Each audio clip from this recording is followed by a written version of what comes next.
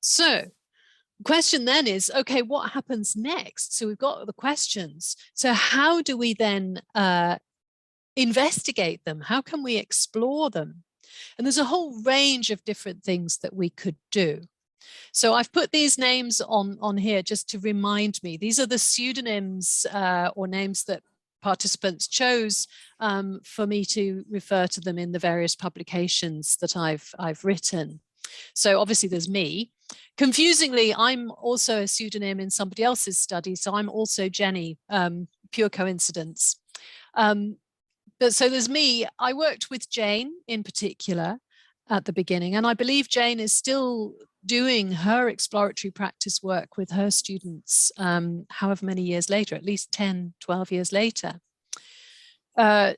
John and Kay were working on a pre-sessional, summer pre-sessional for mostly for master's level students. Bella and Jenny were working particularly with pre-undergraduate students on a long pre-sessional. And in each case, rather than saying, okay, I'm going to follow this methodology, the great attraction, I think, of exploratory practice is that it's very flexible. It allows you to use whatever is most useful in your classroom. So in your typical classroom practice.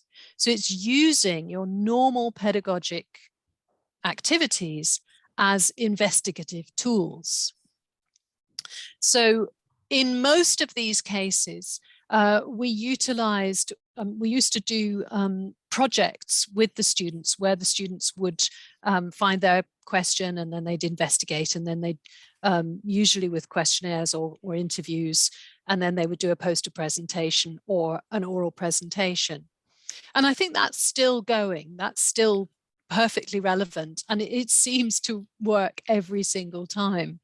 But it's also a question of observing, of reflecting, of thinking critically and reflexively about our practice and questioning what it is that we do.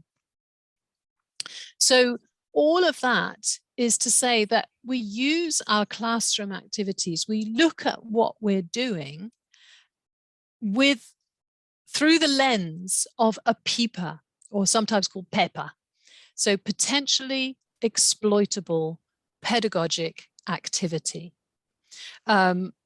It's a bit of a mouthful, and if anybody can think of a better way to express it, I'd be delighted. But it's this idea of using something that you would normally do in the classroom or that you would normally do as part of your work, but with that added aspect of your own puzzle, your own question that you're trying to investigate.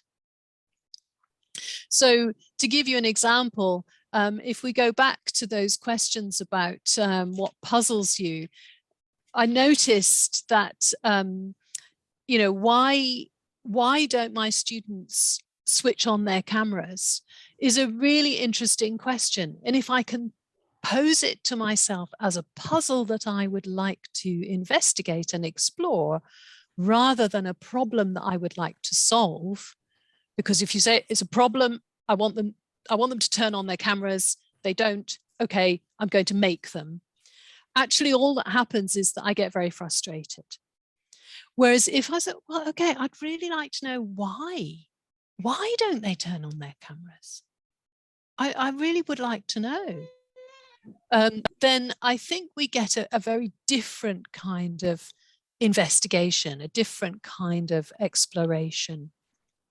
And actually, when I asked my students this question, a lot of them came back to say, well, I have bad Wi-Fi connection, or some of them were joining on their phones from an internet cafe. You know, there were a whole range of reasons why people didn't want to turn on their cameras. It wasn't just that they were sitting there in their pajamas. So actually, that helped me to understand why it was happening and actually to feel less worried about it. Yeah, exactly. Culturally inappropriate in some contexts. You're absolutely right. So once I'd sort of understood these different contexts, these different possible reasons why, it actually enabled me to then focus on the pedagogy. Okay, that some of them are not going to turn on their cameras. So what am I going to do about that in terms of my pedagogy, my teaching, and so on?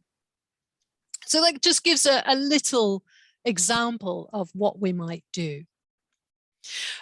Once again, I just want to emphasize, I've been talking about exploratory practice because that's what I know best. But I have also set up this fully inclusive practitioner research network, and the website address is there, which includes action research, reflective practice, lesson study, a whole range of different forms of practitioner research. So it's not trying to be exclusive. It's not trying to say one is better than the other. It's just that this is the one that I know about the most.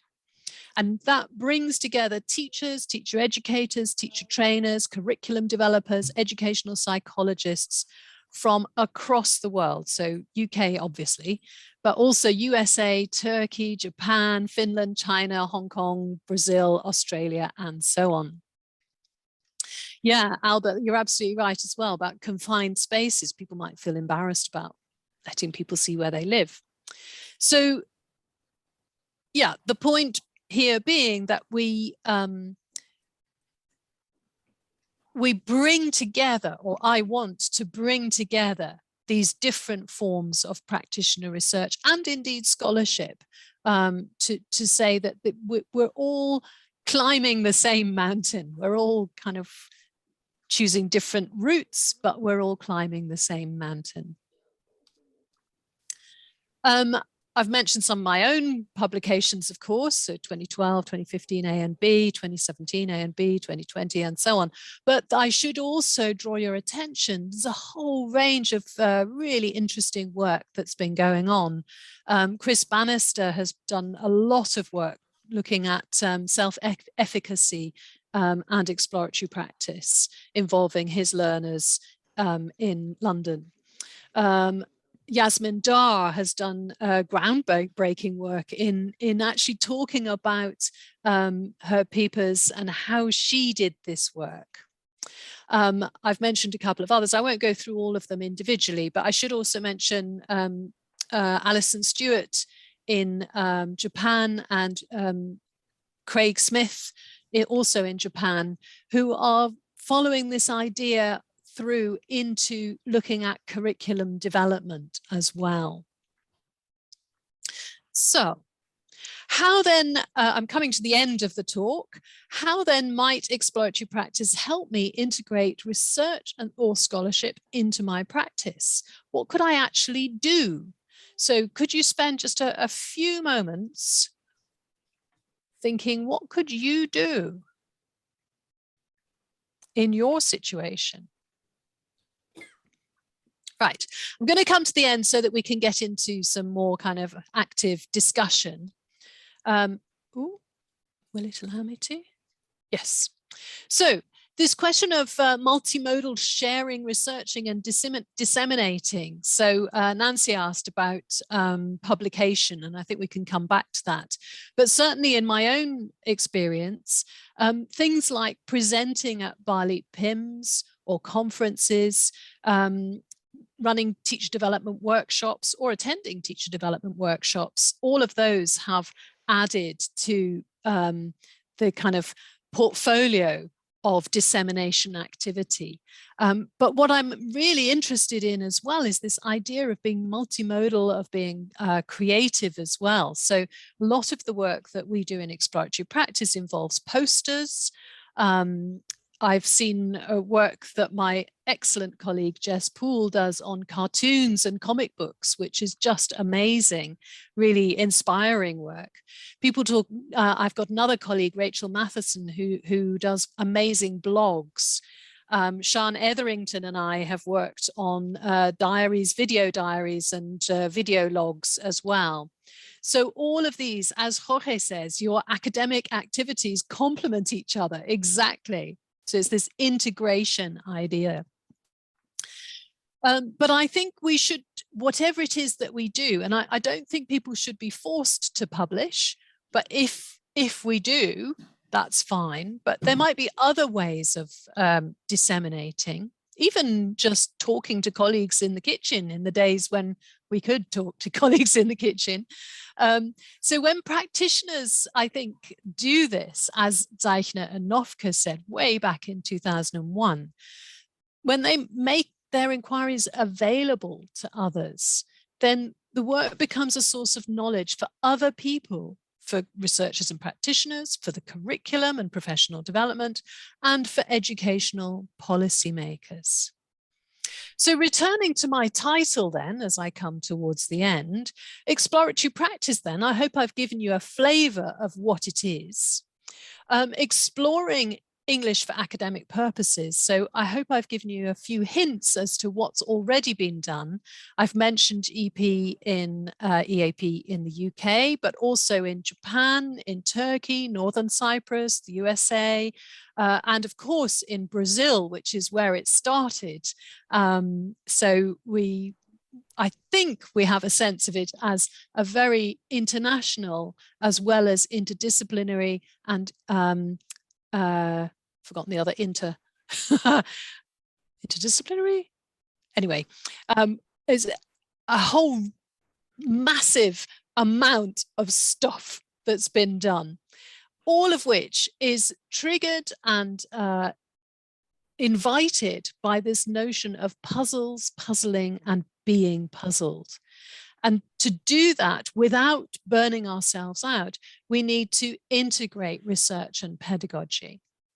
So I'm going to finish in a minute by talking about what's puzzling me right now, what puzzles you, and then thinking in the end about research and scholarship, which I see as two parts of the same thing.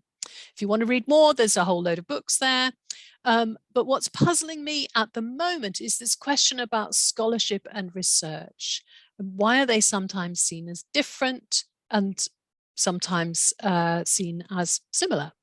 So for me, they're two aspects of the same thing, of intellectually curious activity, in which practitioners are reflexive about their work, investigating pedagogy, theorizing practice.